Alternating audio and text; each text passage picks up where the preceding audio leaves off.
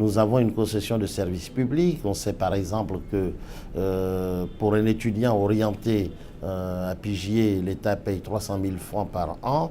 On sait par ailleurs que la formation dans les établissements publics est nettement plus onéreuse. Parfois, elle revient à plus de 2 millions par an. Nous souhaiterions que les rapports avec l'État en termes financiers, maintenant que la situation financière du pays s'améliore, soient beaucoup plus fluides, que nous soyons mieux payés pour que nous puissions investir. Parce que bien sûr, tous les investissements dont j'ai parlé dépendent essentiellement de notre capacité à les financer. Il y a aussi la formation des hommes. J'ai insisté longuement là-dessus parce que si nous n'avons pas des professeurs bien formés, nous ne pouvons pas diffuser la connaissance. Il nous faut donc des professeurs bien formés et c'est pour cela que PIGIE Côte d'Ivoire, chaque année, investit beaucoup d'argent pour la formation des hommes. Au moment où je vous parle, par exemple, tous nos professeurs sont en formation avant la rentrée.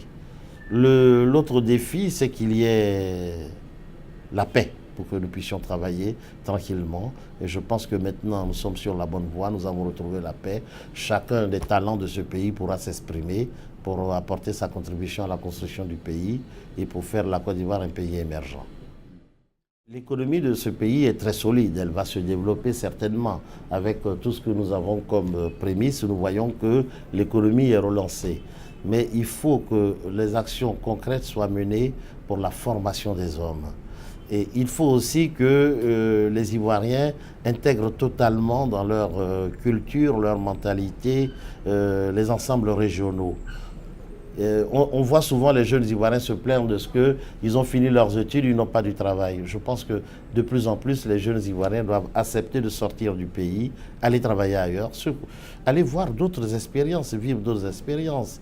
Aujourd'hui, on peut participer à la construction de son pays, même si on vit à Tokyo ou si on vit à Honolulu.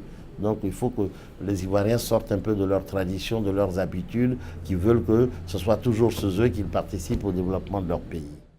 Je pense que nous nous enrichirons aussi si nous faisons partie, certains de nos étudiants à l'étranger. Parce que voyez-vous, le grand avantage du LMD, c'est la transférabilité. Un étudiant qui a fait ses études ici doit pouvoir aller continuer en Colombie ou en Chine. Et de même, un étudiant chinois doit pouvoir venir ici. Parce que notre objectif à nous, ce n'est pas de nous enfermer dans nos succès, mais bien au contraire de dire, nous devons apprendre en permanence et faire en sorte que les autres viennent nous enrichir ou que nous allions nous enrichir chez eux pour contribuer au développement de la Côte d'Ivoire.